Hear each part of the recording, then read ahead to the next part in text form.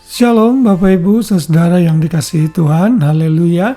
Kembali kita bersyukur kepada Tuhan karena diberikan kesempatan untuk bisa tidur dan beristirahat.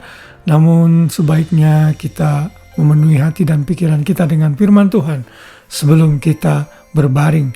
Dan sekali lagi saya mengingatkan kalau saudara diberkati dengan renungan ini, silakan bagikan kepada orang lain, forward ke sebanyak mungkin orang, sehingga mereka juga diberkati dengan pelayanan kami di GBI Immanuel. Kami berlokasi di West Sydney bagian barat, dan saya adalah gembala sidang di sana, Pendeta Dede Daniel. Saya menemani saudara setiap malam dengan renungan ini, sehingga kita sama-sama belajar firman Tuhan. Share firman seperti ini bukan hanya untuk saudara, tapi membuat saya termotivasi juga untuk belajar firman lebih dalam lagi, sehingga saya pun diberkati. Haleluya, hari ini hari Senin, 15 Juli 2024. Saya berharap saudara semua tetap exciting menjalani minggu saudara, karena kita tahu bersama Tuhan kita cakap menanggung segala sesuatu. Hari ini kita masih belajar atribut Tuhan, kita belajar atribut yang bisa di-share kepada ciptaannya, communicable attributes of God, yaitu Tuhan kita kudus. Kita membaca di dalam Mazmur 99 ayat 9 yang menjadi ayat hafalan kita hari ini. Tinggikanlah Tuhan Allah kita dan sujudlah menyembah di hadapan gunungnya yang kudus, sebab kuduslah Tuhan Allah kita. Wow, Tuhan kita adalah Tuhan yang kudus. Ada dua aspek kekudusan Tuhan ini. Yang pertama, ini menggambarkan Tuhan yang tidak ada bandingannya, unparalleled majesty of His incomparable being. Dia adalah pribadi yang tidak ada bandingannya. Dia tidak bercela, blameless, faultless, tidak ada salahnya, unblemished, tidak ada cacatnya secara moral. Ia Tuhan yang benar. Lalu yang berikutnya, kekudusan Tuhan juga menggambarkan keterpisahannya dari hal-hal yang common, hal-hal yang biasa di dunia ini.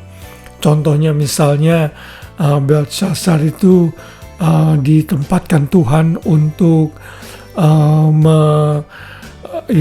Belshazzar Raja Babilonia pada saat itu di kitab Daniel berusaha mencemarkan bait suci Tuhan, dan pada saat itulah Tuhan marah dan menghukum dia karena dia mengabuse atau menyalahgunakan kekudusan alat-alat yang sudah dipisahkan untuk hal-hal yang sacred atau kudus. Jadi kekudusan Tuhan menggambarkan separateness, keterpisahan Tuhan dari seluruh ciptaannya. Karena itulah Yesaya dengan penuh kerendahan hati dalam Yesaya 6 ayat 3 berkata, dia melihat penglihatan bahwa serafim, malaikat-malaikat Tuhan memuji Tuhan, tersungkur dan berkata, kudus, kudus, kuduslah Tuhan semesta alam, seluruh bumi penuh kemuliaannya.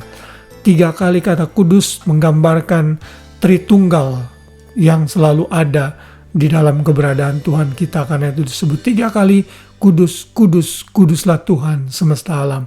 Lalu kalau kita lompat di kitab terakhir dalam Alkitab kita, di situ juga ada malaikat-malaikat yang berseru dalam Wahyu 15 ayat 4. Siapakah yang tidak takut ya Tuhan, dan yang tidak memuliakan namamu? Sebab engkau saja yang kudus, karena semua bangsa akan datang dan sujud menyembah engkau, sebab telah nyata kebenaran segala penghakimanmu. Tuhan kita adalah Tuhan yang kudus, yang terpisah dengan ciptaannya. Karena Tuhan itu kudus, maka kita patut memberikan penyembahan yang terbaik kepada Tuhan kita.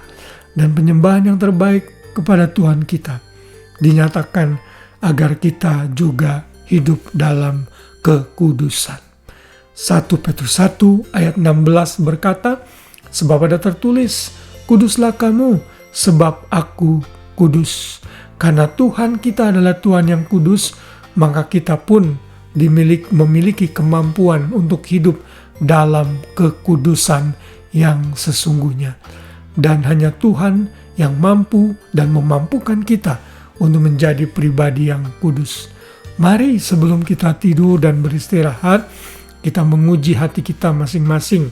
Dalam area apa, dalam bidang apa, kita masih perlu improve dalam seluruh keberadaan dan karakter kita.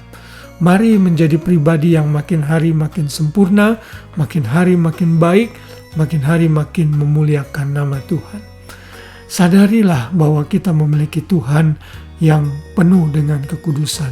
Karena itu kita pun harus menjaga kekudusan, menjauhi dosa, menjauhi kecemaran, sehingga hidup kita memuliakan nama Tuhan. Selamat malam, selamat beristirahat. Biar damai sejahtera Kristus memenuhi hati dan pikiran kita, sehingga kita bisa terlelap dalam tidur dalam naungan Tuhan yang Maha Kuasa.